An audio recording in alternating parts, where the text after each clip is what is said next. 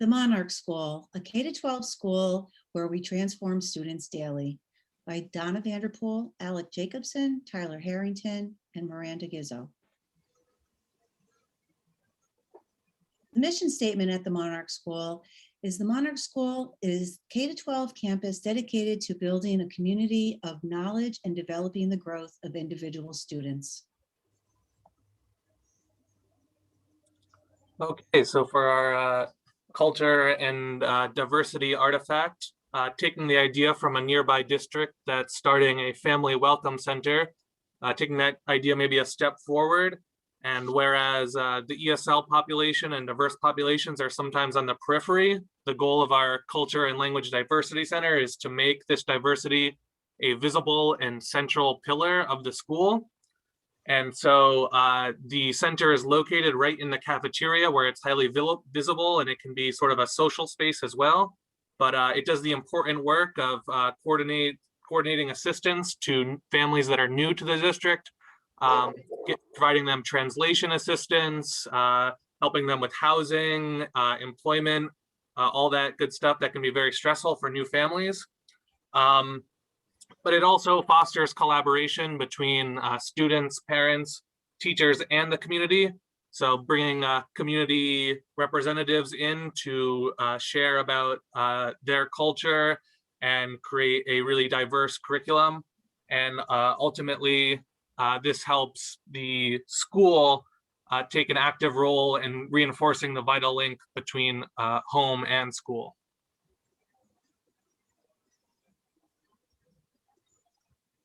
And we can move on to the next artifact, which is our two-way bilingual program.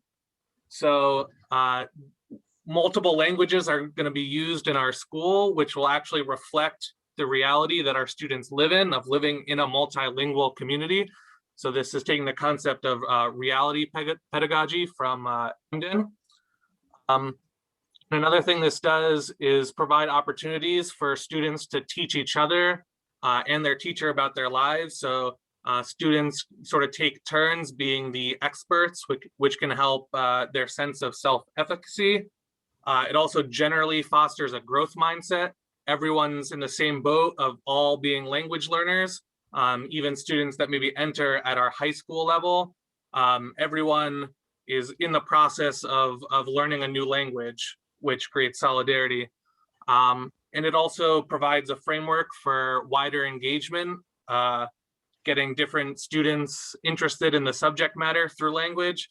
And it's really a framework for how to teach with two languages while allowing the greater freedom of choice in the actual materials for both students and teachers.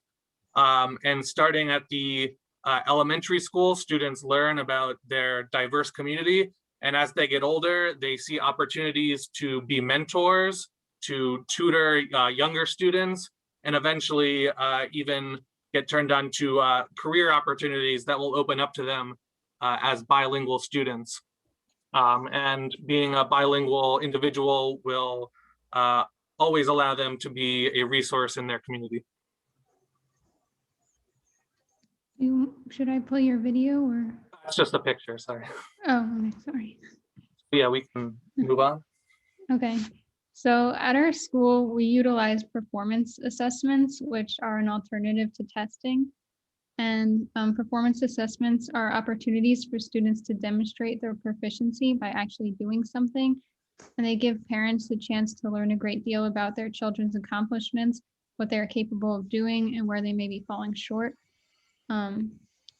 So we use a specific type of performance assessment known as a portfolio. And with portfolios, students collect what they've done over a period of time, not just because it's helpful to have all the materials in one place, but because the process of choosing what to include and deciding how to evaluate it becomes an opportunity for students to reflect on their past learning, as well as to set new goals. So for example, like with our middle school and high school English literature courses, students end the year by compiling a portfolio of their weekly writing assignments. And then they're asked to read through these writing assignments that they submitted each week and to choose a reflective essay topic that asks them to write on their observations of their own learning. So for instance, observations about how their perspectives changed over time over the course of the writing assignments, or how they noticed the writing skills improving as they wrote more. And using portfolios engages with the constructivist view of learning, which is the idea that students actively construct their knowledge from their personal experiences with others in the environment. So through the experience of constructing a portfolio, students are able to construct their own knowledge from the course. Another thing that we do at our school is that we see the importance of developing the whole person or student. And one way of doing that is nurturing the personal and social development of students. So this encompasses acquiring the knowledge and skills that allows students to develop healthy identities, manage emotions, achieve personal goals, show empathy, and build relationships with others. And according to research, students who are well developed personally and socially achieve more and enjoy school more than their counterparts. So at our school, we do this by incorporating lessons that have students engage in social emotional learning, which gives students the opportunity to acquire these skills. For instance, students may be asked to participate in a lesson that asks them to identify and describe their feelings. And this lesson would teach students healthy ways of viewing and responding to emotion, which helps develop their personal and social well-being. So for instance, by learning to identify and respond to emotions, students can learn how to manage emotions in order to achieve personal goals. They can better understand the emotions of others, which helps them in the development of empathy. And they can learn how to manage emotions that affect their identity development and their development of relationships with others. And in the corner here is just an example of a worksheet from the lesson. So at the Monarch School, we believe that, as mentioned in the Cultural Learning Center and the philosophy of the assessments that we give, that the student really learns best by being in the school and really immersed with their community. So as a disciplinary method, we eliminated in-school suspensions and out-of-school suspensions because that doesn't help the whole student if they're not in the school to kind of fix these either behavioral issues or academic issues that they may be facing. So the Give Back, Pay It Forward program encourages real world consequences for our students. That means we don't believe that they should be punished by being removed from the classroom or removed from the school. So in order to kind of fit that punishment, quote punishment, we have whatever that student may or may not have done, meets with a mediated group of teacher, school social worker, and they come up together with they come together with a solution to whatever behavior that they may needing to address. And this helps foster and develop interpersonal skills and encourages collaborative problem solving. Some of the solutions that the students came up with that we kind of fostered into our program is peer mentors, because we are a K-12 school. We have kindergarten buddies partner up with first grade buddies to third graders partnering up with fifth graders, and so on and so forth, to kind of be a mentor to the younger students. And aside from that, they pick up trash to help the environment. And one of our newer programs is called like the Day in the Life, and that's when students shadow different school workers, such as like the cafeteria workers or janitors, to kind of see what it's like to a day in the life of their job and to kind of connect with the whole community as a whole. And then another emphasis in the community aspect is school social workers for all grade levels. We feel that that's important because as a whole collective, as a student, as a person, you need assistance in not only academics, but in emotions, interpersonal skills. And we really believe at the Monarch School that in order to transform someone, they need full wraparound services. So we offer a ratio of five students to one clinical social worker for all the grades. this means that anytime the students have those resources to kind of resort to. So they have weekly check-ins that they do with their students, and then twice a month, if not as seen fit, to kind of meet together in a process group to kind of discuss everything from academics to how the classwork might be relating to their life or interests and stuff like that.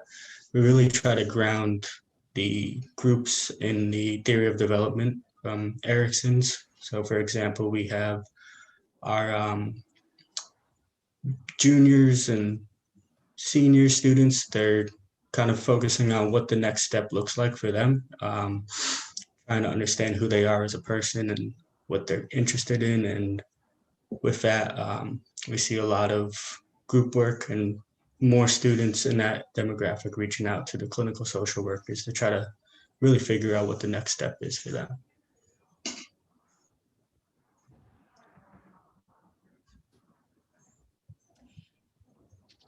Welcome to your dream school. Okay, so the artifact provided is a CAD drawing. It's a kind of an aerial view of the school because it is all schools in one. So welcome to our dream school. At the Monarch School, we are exactly that, all schools in one. A diversified inclusion school where arts, culture, vocation, trades, business, and language are all valued in addition to our core academics. Although we continue to focus on the traditional core classes of history, math, and English and science, we have opened additional buildings which will house the technical trade school, agricultural school, STEM vocational school, foreign language school, where everybody begins in kindergarten, our life skills school, and which also involves college prep and business school. And we're featuring a socioeconomics, social emotional learning and counseling center, which Tyler just spoke on. And here at the Monarch School, we take a constructivist inclusion approach. We're valuing the individual, honing in on their specific learning styles and interests. While many schools prepare their students for high school and graduation, and possibly in college, we understand that there are many paths in addition to college to prepare for. We teach the whole person, not just for a job, but for life. Welcome to the Cultural Cafeteria.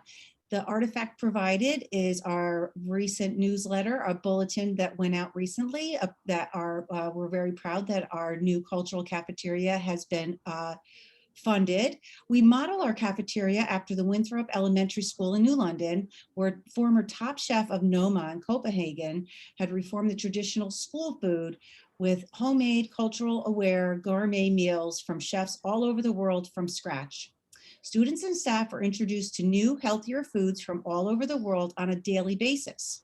You see, the cultural cafeteria explores a new country daily via the video walls or the multiple TVs in the cafeteria. So while students and staff learn about the culture of different countries, they will also be introduced to a familiar food from that country while exciting all the senses. Learning lunches have become very popular at our school as we see many schools beginning to follow suit. Students and staff are encouraged to try new foods while the chefs discuss nutrition, food history, and recipes with them. This also provides the cooking class in the vocation school. The students there have an opportunity to try new recipes in the cafeteria as well. So due to the grant approval, all school lunches are free. Yes, free for everyone. And in addition to our menu that changes daily, we have gluten-free, vegan, dairy-free, and kosher options are also available.